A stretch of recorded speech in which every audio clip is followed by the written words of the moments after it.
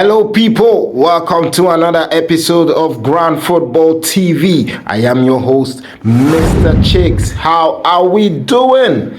It's international break and we're all just waiting for the next time the football begins.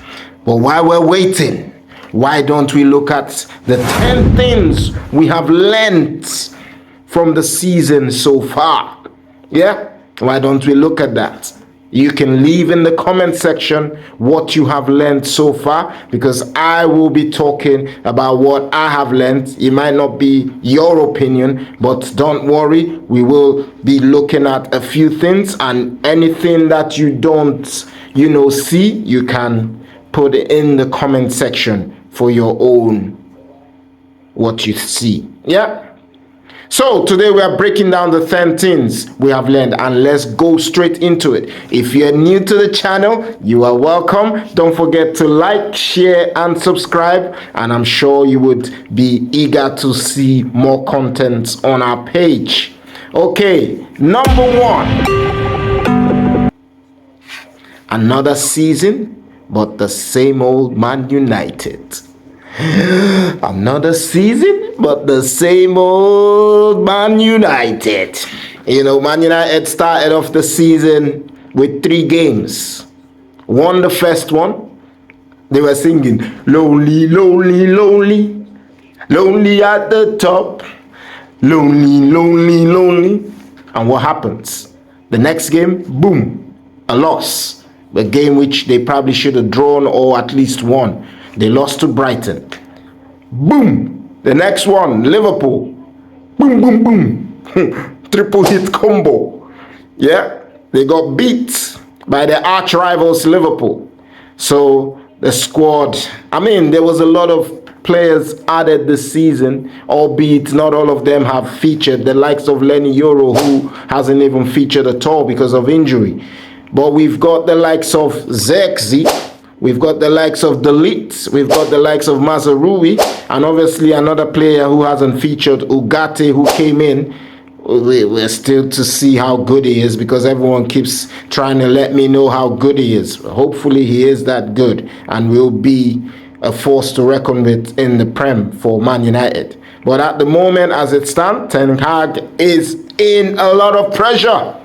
And if he doesn't deliver after the international break, he would be in all kinds of problems. Let us face facts, guys.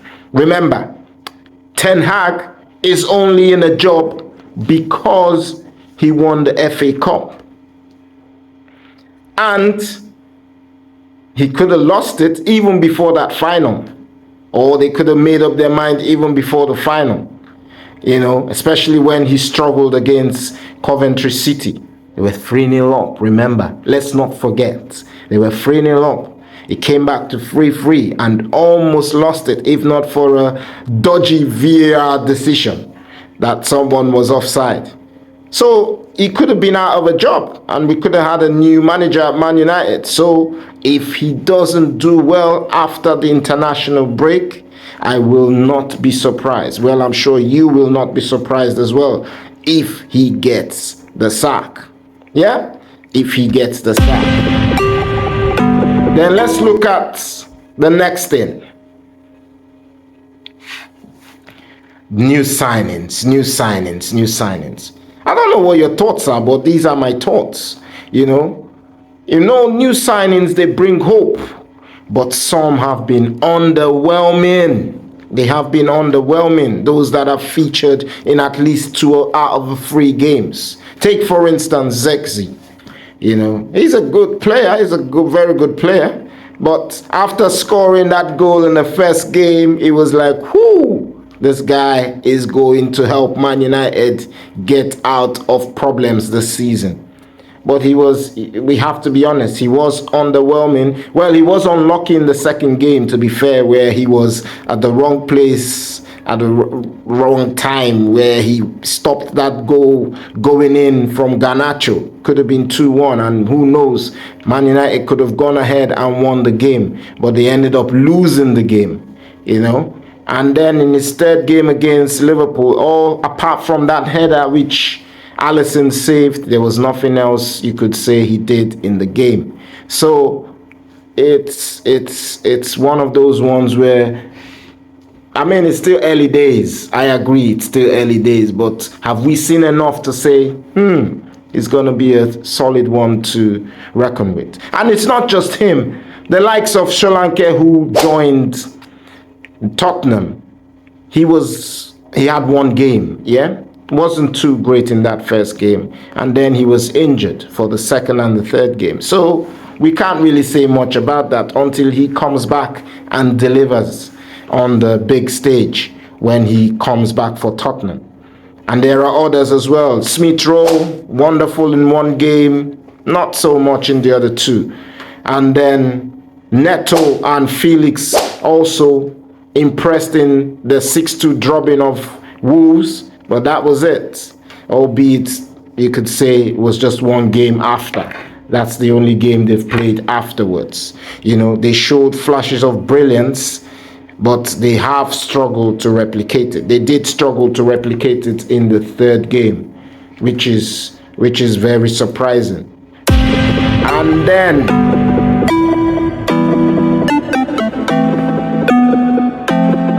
so coming in at number 3, the newly promoted teams, Ipswich, Southampton, and Leicester. I'm sure you'd agree they are finding it tough in the Premier League. You know, they are seeing what the Premier League is about. Out of the possible 27 points they could achieve from the first 3 games, they've only secured 2 points, with Ipswich drawing 1 game and Leicester drawing another. You know, and it's looking like a long, hard season for both teams. Well, for all 3 teams. Yeah. Do you think they would stay up? Do you think they would go down? I don't see them staying up, because most times what we see nowadays is the teams that come up, they're not well equipped to handle the Premier League and stay in the Premier League. The Premier League is no jokes, you know. It's no jokes. So they find it very hard and end up going down. But it's still early days. They might start picking up points here and there and end up surviving. At least 1 or 2 of them have experiences of this. The likes of Southampton, the likes of Leicester. It might be new territory for Ipswich, because I don't think they've been in this situation before. But Southampton, they've gone down and come back up. Leicester, they've gone down and they've come back up. So they might have that experience of knowing exactly what they need to do to stay up. Let us know in the comment section if you think they're going to stay up or if you think they're going to go down. Okay, let's look at the next one. Erling Haaland. Erling Haaland is on fire. He's on fire, guys. 7 goals in 3 games. No team has scored more goals than him so far this season. No team. You know, and let us not forget, Erling Haaland did not go anywhere in the summer. He had a full preseason because obviously Norway didn't qualify for the Euros or anything like that. So he's looking sharper.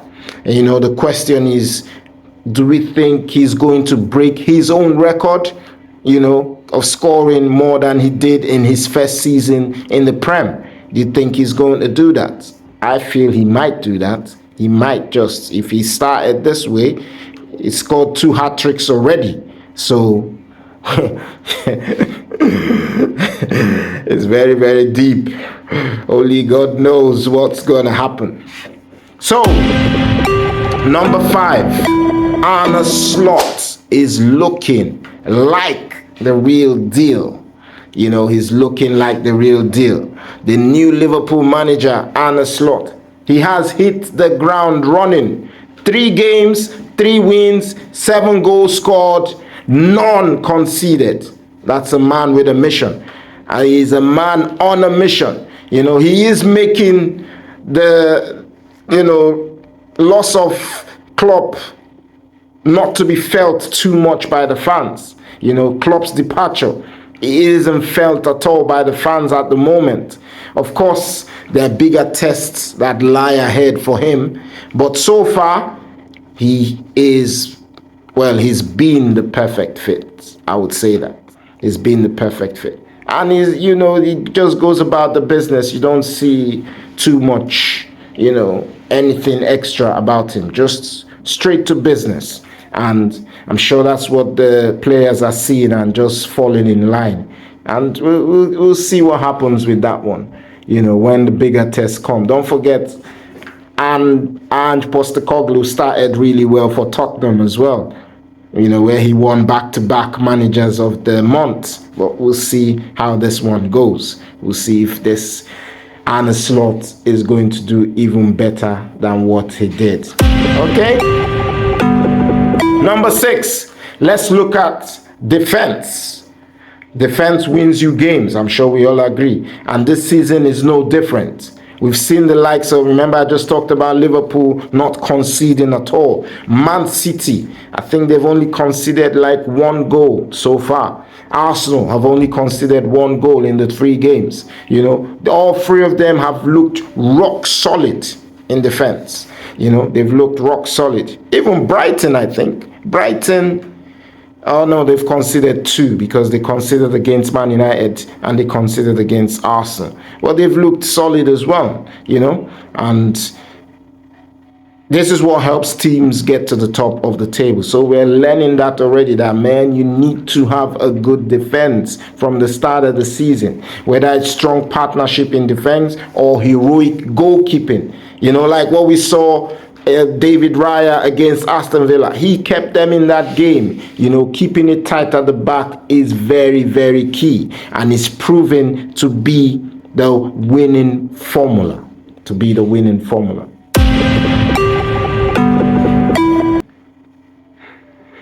Is it safe to say that number 7, that Cole Palmer isn't a one-hit wonder? He isn't a one-hit wonder. He has started the season with a bang. He's proven he's no one-hit wonder. With 5 goal involvements already. 1 goal and 4 assists in the first 3 games. 1 goal, 4 assists. And he's been a rare bright spot for Chelsea. And Palmer might just do what he did last season or even surpass it. Do you think that's going to happen? Let us know in the comment section what you think about Cole Palmer. Then at number 8, super subs are having a big impact in the game already this season. We saw managers using their benches smartly. I remember, because of my own team, Arsenal, bringing on a player who came on late in the game and changed the game. We've seen the likes of Trossard coming on to give Arsenal the lead against Aston Villa. I'm sure a lot of people would agree, if Trossard doesn't come on at the time he came on, we probably could have still won the game, but probably would have been tighter. Because as soon as he came on, boom, got that goal in, it calmed the nerves and they started playing football and all that. Yeah. And remember the game, Everton versus Bournemouth. Iraola made some very, very critical substitutions in that game, bringing on Kluivert, bringing on Ouattara, bringing on Sinisterra. And all 3 of them had an impact in them going from losing 2-0 down to winning the game 3-2. So yeah, substitutes are having a big impact in games. And these late changes, they make all the difference sometimes in games. And we're seeing that this season as well. And number 9, we can't end this without talking about refs. They still need to do more. Poor decisions continue to prevail. We've seen a host of decisions which, some of them they could have added common sense, like the one of Declan Rice. We all know common sense could have prevailed in that situation, but I'm not going to go too much on that because they say, oh, you're being biased because it's Arsenal. But it's true. So we can't ignore, ongoing issues with refereeing. Once again, poor decisions are stealing the spotlight. Missed fouls, questionable penalties, and VAR inconsistencies. They have left fans and players frustrated, and the Premier League needs to step up and ensure the officiating is up to par, because right now it is costing team points. Don't forget, this is a league that all across the globe, everyone watches the Premier League. But I'm sure they're going to look down on it sometimes when they see some bad refereeing decisions. And they're thinking, how can a big league such as this have such poor refereeing in games? It's not right. It's not right. And we can't end this without talking about the Premier League title. Let us not forget, it is only 3 games in, so it is still up for grabs by anyone. It could still be Man City's again. Could they do a 5-peat? Could someone stop them? The likes of Liverpool, could they stop them because they're looking really good this season? Could Arsenal step up from second to first? We never know. We never know. So the season is still very, very much unpredictable. The title race, the European spots, the battle to avoid relegation is still wide open. I know we've talked about the newcomers maybe all going back down, but it is still unpredictable. One of them might stay up, all 3 of them might stay up. You never know. So this is how the season looks. That after 3 games, things are still not clear yet. You know, we wouldn't know until we've gone like halfway through the season. When we get to December, I'm sure I'll do another video in December just to see at the halfway point where we are and what we know is definitely going to happen. You know, because from what we've seen in the first 19 games or 18 games or whatever, we would be able to tell more by then who is going to win the league and which teams are really struggling and might end up going down. Yeah, so there you have it. That's the 10 things I have noticed already. If you like it, please don't forget to leave a comment about yours, what we probably have missed in the video. And don't forget to like, share, and subscribe, guys. And I'll see you in the next one. Bye for now, guys. Take care. Don't check this.